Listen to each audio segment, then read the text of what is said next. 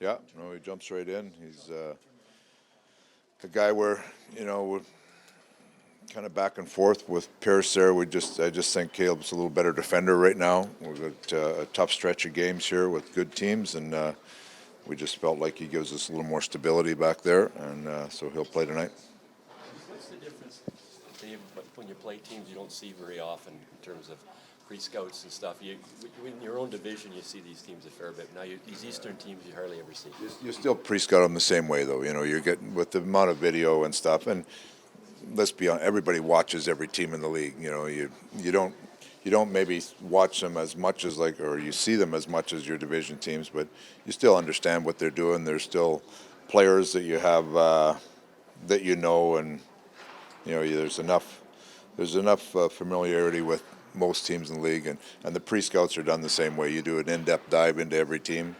Just happens you don't do it as much on that team. Did you think Rod Bridger would be a coach who just played a few games? I played 1 year with him. Where did I play with him? Philadelphia, I guess. And first of all, he was one of the fittest athletes I think I ever played with. So that part of it, but he was a real honest, hard-working guy that real good teammate and everything. So it was one of those things where I wouldn't have said, okay, that guy's going to be a coach, but I wouldn't have bet against it either. He's a real passionate guy for the game. That team always looks like it's having fun. How do you inject that in the Okay. game these days, it seems? I think that's you have to have that. I mean, it's a long season. It's a grind. If you don't have some fun. Now, I'm not, they've got some things that are going there that is individual to that team, and that's the way they have fun. But I mean, I like to see our players have fun too. We try to make our practices fun. You can't just grind all the time. You got to enjoy coming to the rink. You got to enjoy playing. So that's I think that's every coach should look at that. You got to have fun doing your job. Otherwise, everybody just miserable all the time. It's just no fun for anybody. You, me, nobody, right? So that's where we are. So they were never a bunch of jerks to you when they were doing all this celebrating? I got a lot of history, not with that organization, but before that organization, what it turned into. So there's still people there. The old trainer Skip Cunningham is still there from way back in the Hartford days. So I still got a soft spot for Carolina.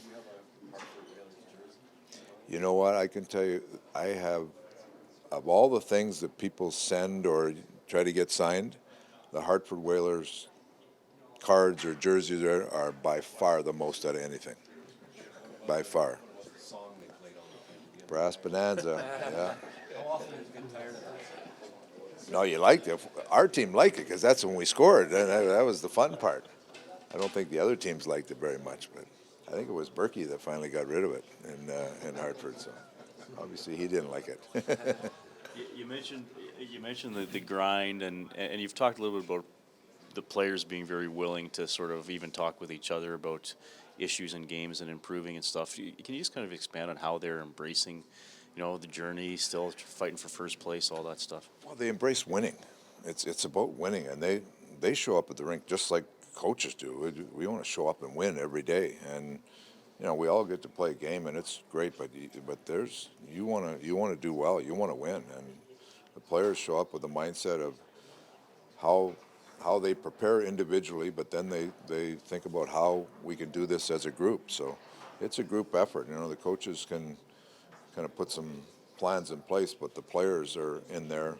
And I believe the player, we have a lot of smart players in there. They've got good insight on the game. So it's we come up with a game plan, and hopefully everybody can get in and execute it, from coaches to players to everybody involved. So it's hard to win. You need everybody to win.